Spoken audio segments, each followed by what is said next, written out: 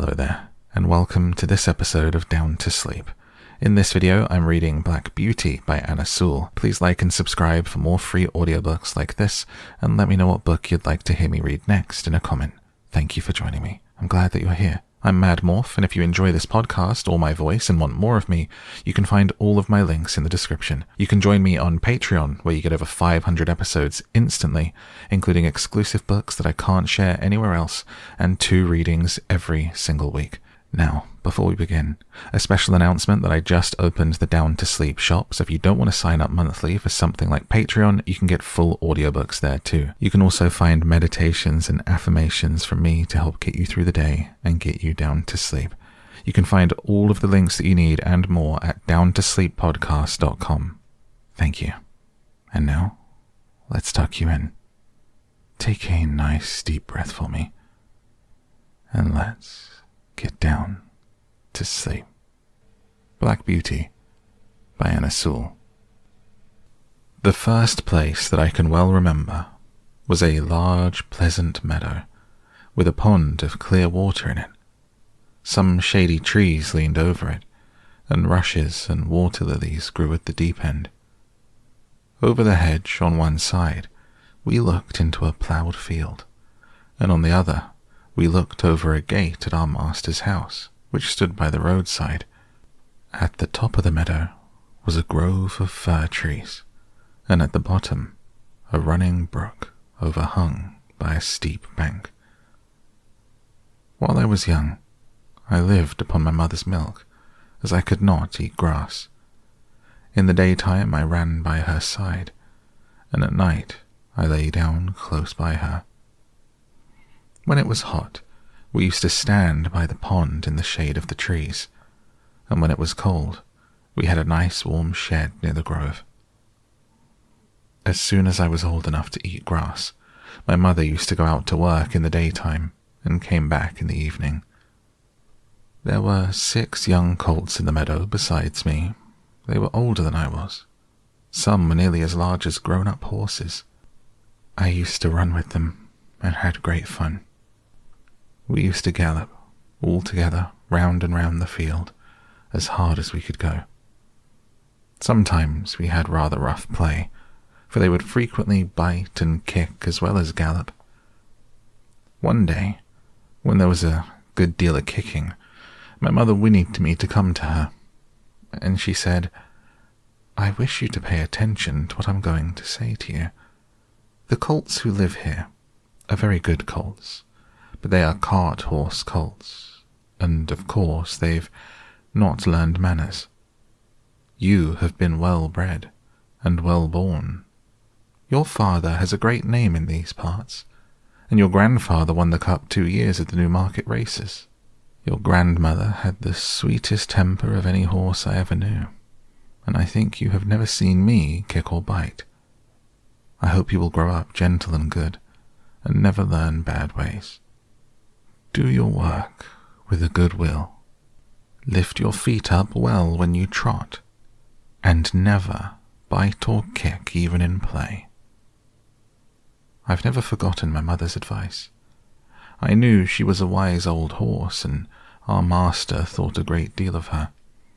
Her name was Duchess, but he often called her Pet. Our master was a good, kind man. He gave us good food, good lodging, and kind words. He spoke as kindly to us as he did to his little children. We were all fond of him, and my mother loved him very much. When she saw him at the gate, she would neigh with joy and trot up to him. He would pat and stroke her and say, "Well, old Pet, and how's your little darky?" I was a dull black, so he called me Darky. Then he would give me a piece of bread, which was very good, and sometimes he brought a carrot for my mother. All the horses would come to him, but I think we were his favourites. My mother always took him to the town on a market day in a light gig. There was a ploughboy, Dick, who sometimes came into our field to pluck blackberries from the hedge. When he had eaten all he wanted, he would have what he called fun with the colts. throwing stones and sticks at them to make them gallop. We did not much mind him, for we could gallop off, but sometimes a stone would hit and hurt us. One day he was at this game, and did not know that the master was in the next field, but he was there, watching what was going on. Over the hedge he jumped in a snap, and catching Dick by the arm, he gave him such a box on the ear as made him roar with pain and surprise. As soon as we saw the master, we trotted up nearer to see what went on. "Bad boy," he said, "bad boy to chase the colts. This is not the first time, nor the second, but it shall be the last. There, take your money and go home. I shall not want you on my farm again." So we never saw Dick any more. Old Daniel, the man who looked after the horses, was just as gentle as our master. So we were well off. Before I was 2 years old, a circumstance happened which I have never forgotten. It was early in the spring. There had been a little frost in the night, and a light mist still hung over the woods and meadows. I and the other colts were feeding at the lower part of the field when we heard quite in the distance what sounded like the cry of dogs. The oldest of the colts raised his head, pricked his ears, and said, "There are the hounds," and immediately cantered off, followed by the rest of us to the upper part of the field, where we could look over the hedge and see several fields beyond. My mother and an old riding horse of our master's were also standing near, and seemed to know all about it. "They have found a hare," said my mother, "and if they come this way we shall see the hunt." And soon the dogs were all tearing down the field of young wheat next to ours. I never heard such a noise as they made. They did not bark, nor howl, nor whine, but kept on a yo-wo-wo-wo-wo at the top of their voices. After them came a number of men on horseback, some of them in green coats, all galloping as fast as they could. The old horse snorted and looked eagerly after them, and we young colts wanted to be galloping with them, but they were soon away, into the fields lower down. Here it seemed as if they had come to a stand. The dogs left off barking and ran about every way with their noses to the ground. "They have lost the scent," said the old horse. "Perhaps the hare will get off." "What hare?" I said. "Oh, I don't know what hare. Likely enough it may be one of our own hares out of the woods. Any hare they can find will do for the dogs and men to run after." And before long the dogs began their yo-wo-wo again, and back they came all together at full speed, making straight for our meadow, at the part where the high bank and hedge overhang the brook. "Now we shall see the hare," said my mother. And just then a wild hare with fright rushed by and made for the woods. On came the dogs. They burst over the bank, leapt the stream, and came dashing across the field, followed by the huntsmen. 6 or 8 men leapt their horses clean over, close upon the dogs. The hare tried to get through the fence. It was too thick. She turned sharp round to make for the road, but it was too late. The dogs were upon her, with their wild cries. We heard one shriek, and that was the end of her. One of the huntsmen rode up and whipped off the dogs, who would soon have torn her to pieces. He held her up by the leg, torn, bleeding, and all the gentlemen seemed well pleased. As for me, I was so astonished that I did not at first see what was going on by the brook. But when I did look, there was a sad sight. 2 fine horses were down. One was struggling in the stream, and the other was groaning on the grass. One of the riders was getting out of the water, covered with mud. The other lay quite still. "His neck is broke," said my mother. "Serves him right, too," said one of the colts. I thought the same, but my mother did not join with us. "Well, "No," she said, "you must not say that. But though I am an old horse, and have seen and heard a great deal, I never yet could make out why men are so fond of this sport. They often hurt themselves, often spoil good horses, and tear up the fields, and all for a hare or a fox or a stag that they could get more easily some other way. But we are only horses and don't know." While my mother was saying this, we stood and looked on. Many of the riders had gone to the young man, but my master, who had been watching what was going on, was the first to raise him. His head fell back and his arms hung down, and everyone looked very serious. There was no noise now. Even the dogs were quiet and seemed to know that something was wrong. They carried him to our master's house. I heard afterwards that it was young George Gordon, the squire's only son, a fine tall young man and the pride of his family. There was now riding off in all directions to the doctor's, to the farrier's, and no doubt to Squire Gordon's to let him know about his son. When Mr. Bond, the farrier, came to look at the black horse that lay groaning on the grass, he felt him all over and shook his head. One of his legs was broken. Then someone ran to our master's house and came back with a gun. Presently there was a loud bang and a dreadful shriek, and then all was still. The black horse moved no more. My mother seemed much troubled. She said she had known that horse for years and that his name was Rob Roy. He was a good, bold horse, and there was no vice in him. She never would go back to that part of the field afterwards. Not many days after, we heard the church bell tolling for a long time, and looking over the gate we saw a long, strange black coach that was covered with black cloth and was drawn by black horses. After that came another, and another, and another, and they were all black, while the bell kept tolling. They were carrying young Gordon to the churchyard to bury him. He would never ride again. What they did with Rob Roy, I never knew. But 'twas all for one little hare. I was now beginning to grow handsome. My coat had grown fine and soft, and was bright black. I had one white foot, and a pretty white star on my forehead. I was thought very handsome. My master would not sell me till I was 4 years old. He said lads ought not to work like men, and colts ought not to work like horses till they were quite grown up. When I was 4 years old, Squire Gordon came to look at me.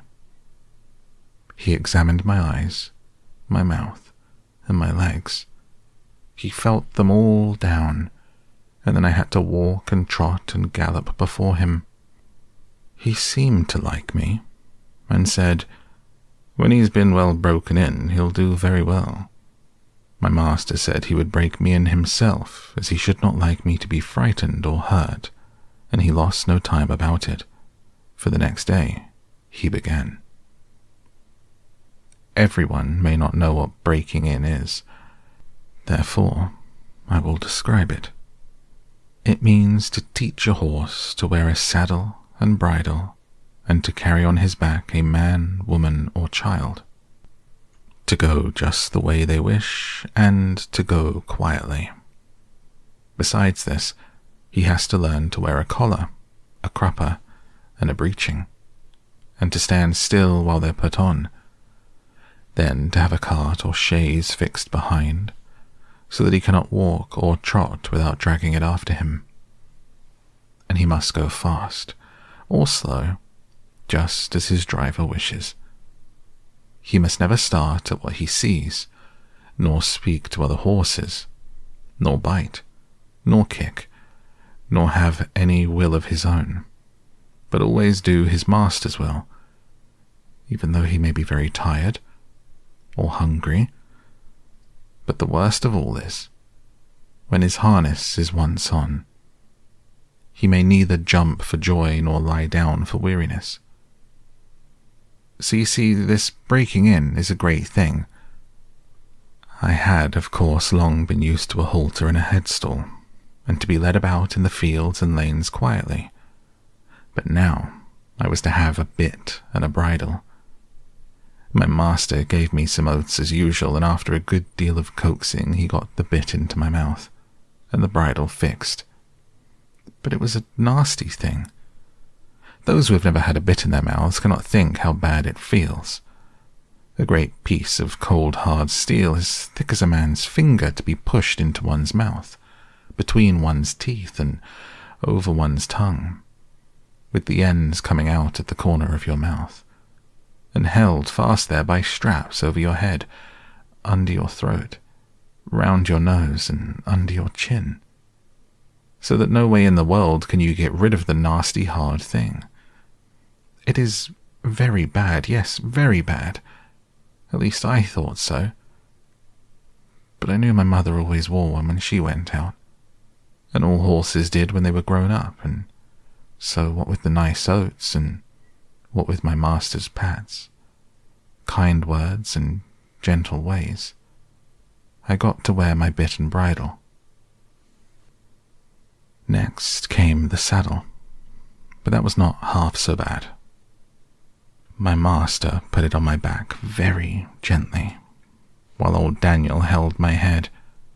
He then made the girths fast under my body, patting and talking to me all the time. Then I had a few oats, then a little leading about, and this he did every day, till I began to look for the oats in the saddle. At length, one morning my master got on my back, and rode me round the meadow on the soft grass. It certainly did feel queer, but I must say I felt rather proud to carry my master, and as he continued to ride me a little every day, I soon became accustomed to it. The next unpleasant business was putting on the iron shoes. That too was very hard at first. My master went with me to the smith's forge to see that I was not hurt or got any fright. The blacksmith took my feet in his hand, one after the other, and cut away some of my hoof. It did not pain me, so I stood still on 3 legs till he had done them all. Then he took a piece of iron the shape of my foot, and clapped it on, and drove some nails through the shoe quite into my hoof, so that the shoe was firmly on. My feet felt very stiff and heavy, but in time I got used to it. And now, having got so far, my master went on to break me to harness. There were more new things to wear.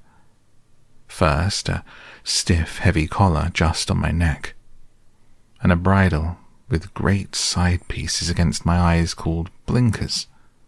And blinkers indeed they were, for I could not see on either side, but only straight in front of me. Next, there was a small saddle, with a nasty stiff strap that went right under my tail. That was the crupper. I hated the crupper. To have my long tail doubled up and poked through that strap was almost as bad as the bit. I never felt more like kicking, but of course I could not kick such a good master, and so in time I got used to everything, and could do my work as well as my mother. I must not forget to mention one part of my training which I have always considered a very great advantage. My master sent me for a fortnight to a neighbouring farmer's, who had a meadow, which was skirted on one side by the railway. Here were some sheep and cows, and I was turned in amongst them. I shall never forget the first train that ran by. I was feeding quietly near the pales which separated the meadow from the railway, when I heard a strange sound at a distance, and before I knew whence it came, with a rush and a clatter and a puffing out of smoke, a long black train of something flew by, and was gone almost before I could draw my breath. I turned and galloped to the further side of the meadow as fast as I could go, and there I stood, snorting with astonishment and fear. In the course of the day, many other trains went by, some more slowly. These drew up at the station close by, and sometimes made an awful shriek and groan before they stopped. I thought it very dreadful, but the cows went on eating very quietly and hardly raised their heads as the black, frightful thing came puffing and grinding past. For the first few days I could not feed in peace. But as I found that this terrible creature never came into the